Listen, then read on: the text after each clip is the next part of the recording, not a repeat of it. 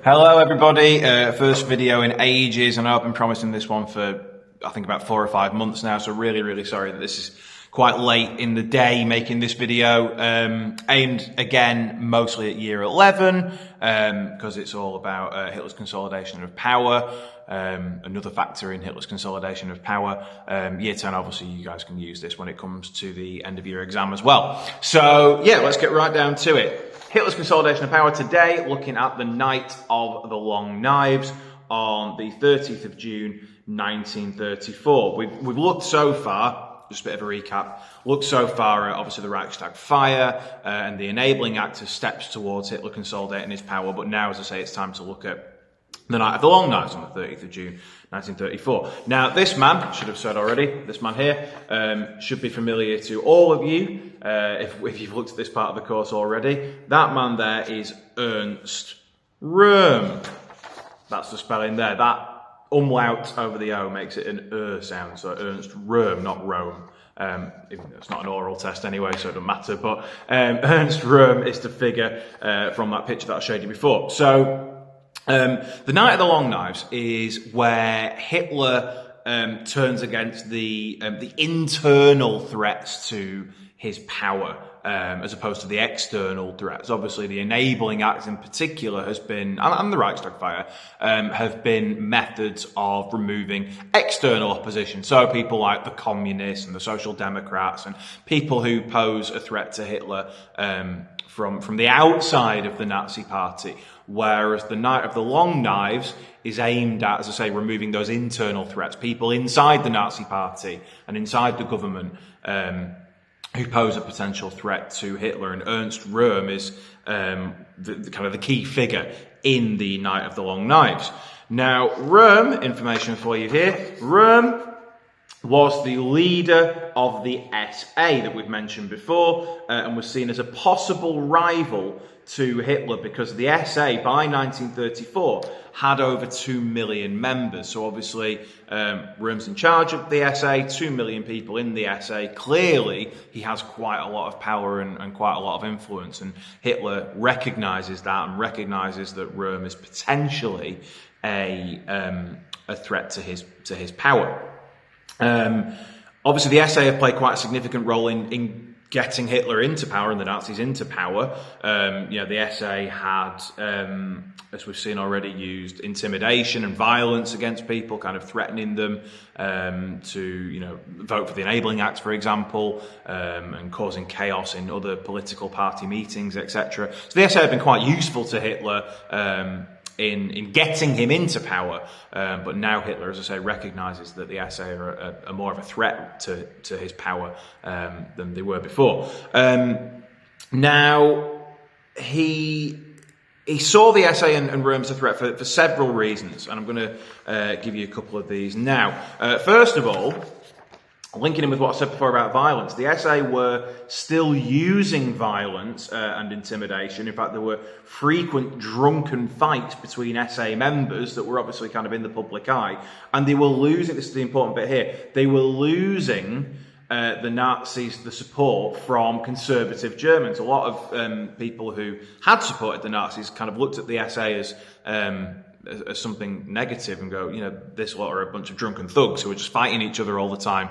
I'm questioning now whether I want to support the Nazi party and Hitler anymore, because they're a bit of a kind of a laughing stock, for want of a better phrase. Another reason why Hitler sees the SA and Röhm as a threat, Röhm in particular, is Röhm had quite different views to Hitler.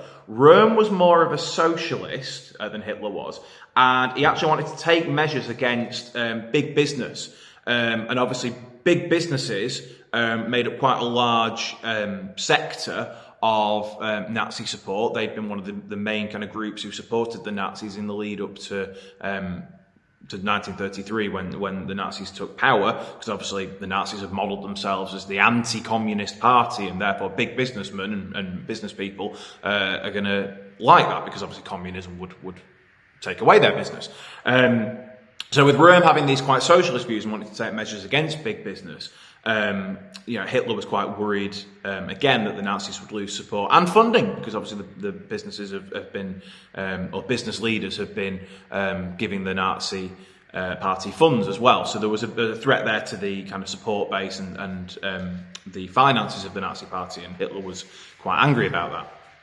Another reason why Hitler wanted to get rid of Ernst Röhm was Röhm was a homosexual, and some Nazis believed that this would corrupt, inverted commas, the SA and the Hitler Youth. So having a homosexual leader of the SA is going to, corrupt or infect, or whatever word you want to use, incorrect word anyway, the rest of the SA and the Hitler Youth and the Nazi Party in general. It's not good to have a person like that around, in Hitler's view anyway. So that's how he'd see it.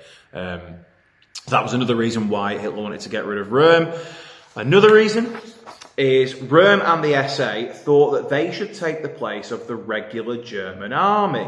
And this obviously upset German army leaders, who were still very influential figures in Germany. The army still have quite a lot of influence, and Röhm's been making kind of overtures of, well, actually the SA should take control of the army or even replace the army. And, these influential army leaders, who, a lot of them aren't Nazis, didn't like that, and Hitler wanted to kind of keep them on board, because if he lost support of the army, then that could have been disastrous for Hitler and for the Nazi Party. So they're just some of the reasons why Hitler wanted to get rid of Ernst Röhm and potentially get rid of the SA as well. So on the 30th of June 1934, Hitler launched this Night of the Long Knives, and here we go.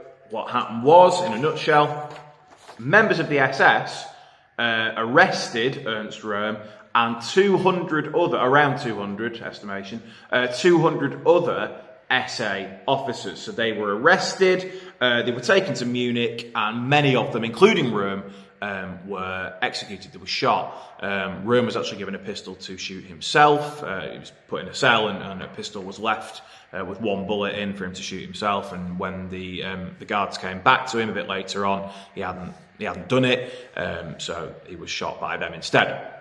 So Röhm and many of the SA members, around about 90. Again, we're not 100% sure of the figures, but around about 90 other SA members were shot along with Ernst Röhm. But it wasn't just SA members. It wasn't just Ernst Röhm, and it wasn't just members of the SA who were executed on the Night of the Long Knives. Hitler took the opportunity to get rid of some of his other enemies, kind of the older enemies. So people like von Kahr, who'd obviously been an opponent of Hitler's during the Munich Putsch. So von Kahr was executed. Von Schleicher, who'd obviously been Chancellor before Hitler, he was executed. Gregor Strasser, who was a potential rival for the Nazi leadership, he was also killed as well. So it wasn't just the SA members and Ernst Röhm, but it was, as I say, mostly it was these internal threats who posed a threat to Hitler. Obviously, Gregor Strasser being another internal threat, because he was a member of the Nazi Party and he was executed too. Now, Hitler justified the Night of the Long Knives by claiming that Röhm was leading a plot against Germany. So he says, look, we've done this to protect Germany. Röhm was plotting against me, and he was plotting against the country. This is why we've done it. And this was almost certainly not the case. It might have been the case. There's not an awful lot of evidence to say that it was, but probably wasn't. But the German public, by and large, not completely, but by and large, accepted this. Many members of the German population accepted this and went, yeah, okay, fair enough. Röhm was plotting against Germany. We understand why you've done this. Fine. And that's significant, because when you think about it, when you break it down, this is acceptance of the Chancellor and the government of Germany murdering its own citizens. There's no trial. There's no, due legal process. They've just been rounded up and shot. So, this is legalized murder, to kind of put a weird kind of frame on it.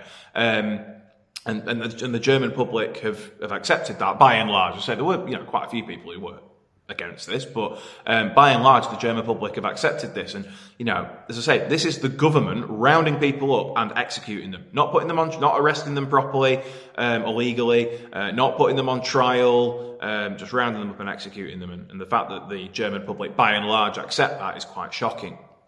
So that's obviously one reason why the Night of the Long Knives was significant, that there's widespread acceptance of it. Another reason why it's significant is obviously this gave Hitler even more strength and authority, because now he's removed yet another threat to him, or several threats. You know, Röhm was a potential threat to his leadership, so was Strasser, so were some of these other SA members. So he's eliminated a potential threat or threats to his leadership. So again, it really helps him consolidate his power. When you add it to the previous measures that we've looked at, as in you know, the fallout from the Reichstag fire, and obviously the Enabling Act that followed that, with this Night of the Long Knives, Hitler has consolidated his power even more, even further.